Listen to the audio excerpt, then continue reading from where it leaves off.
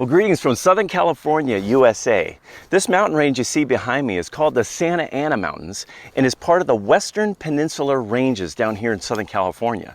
This range starts here in Southern California and extends clear all the way down Baja, California. Now, I'm in one of the creeks that come out of this mountain range. We don't have much water here because it is Southern California, we're a desert. But there's a lot of erosional debris or detritus from this range, and I'm on a treasure hunt today. No, I'm not looking for gold or silver. I'm looking for some of the oldest rocks you can find here in Orange County, California. Won't you join me?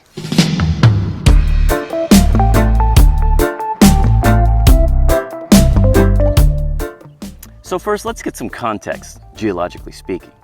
So around 200 million years ago, the supercontinent Pangaea started to split apart. And one of the plates that was split apart was the North American plate, a continental plate. And it started to move westward, creating a convergent boundary on the west side. Now it confronted the Farallon plate, which was an oceanic plate, which is denser. So the Farallon plate started to subduct underneath the North American plate. But at the same time, you have this continent that is eroding debris into that ocean on the west side here. So you're going to get an accumulation of a lot of sand and muds and silts on the ocean floor. And this accumulation of sediments is what geologists named the Bedford Formation. And they estimate that originally it was 20,000 feet thick. That's like 4 miles. So you can picture the scene, right? You have a continental plate shoreline on the west side with an accumulation of muds and sands in an ocean. And I might also add that it wasn't a shoreline here in California. It was way east of here, probably in Nevada. California was underneath that ocean, underneath that huge layer of sands and silts on the ocean floor, the Bedford Formation. Now we got to remember the Farallon plate was subducting, and about 150 million years ago, it started to melt under the extreme pressures and heat, and these magma plumes started to rise, and guess what they came in contact with? They came in contact with those marine sediments, the Bedford Formation. Now, when those red hot magma plumes were coming up through the Bedford Formation, they melted those sediments and integrated the sediments within the magma, changing the composition of the magma itself. But it didn't eat through all the formation. It just went through certain areas of it. So there's points where the magma ended and cooled, right? And then you still had the Bedford Formation. But that magma was so hot that it created contact metamorphism on those Bedford Formation rocks, those sedimentary rocks, and turned them into metamorphic rocks. Now, what's particularly exciting about contact metamorphism is that it just cooks the rock. It doesn't smash the rock into a distorted mess to where you can't even tell what the rock was at first. It just cooks it. So what's so exciting about the Bedford Formation that is out here is that some of the sedimentary details of the original rock, sedimentary rock, has been retained. And therein lies my treasure hunt. I'm trying to find those Jurassic Age sediments that were cooked by those magma emplacements.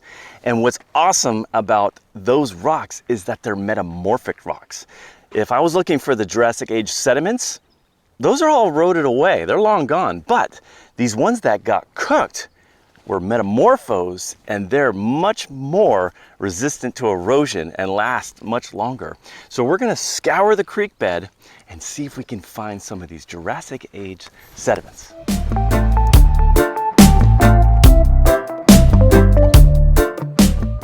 Not even on the trail for 10 minutes, walked right over here and found our first example. Check this out. Again, these are muds from a deep ocean, Jurassic in age, approximately 150 million years old. But this is not a sedimentary rock. This is a metamorphic rock. And you can see the different bedding materials, right? Retained. Yeah, we have a little distortion here. I mean, this guy's been through a lot, but isn't that amazing? Who set the world on fire? Who set the world on fire? Who set the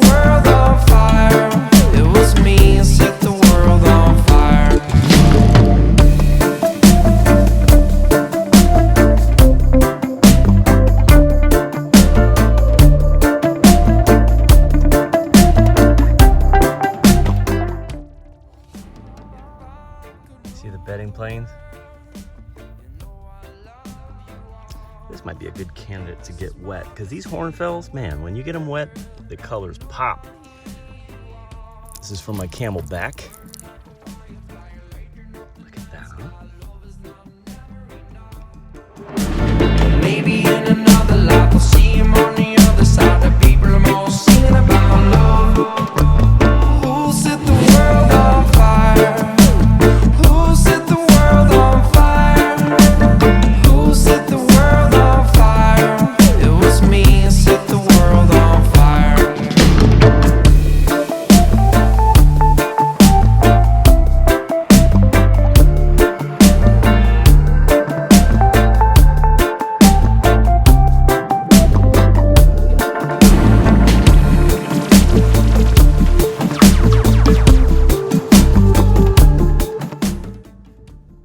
Check out these plains, a little deformed,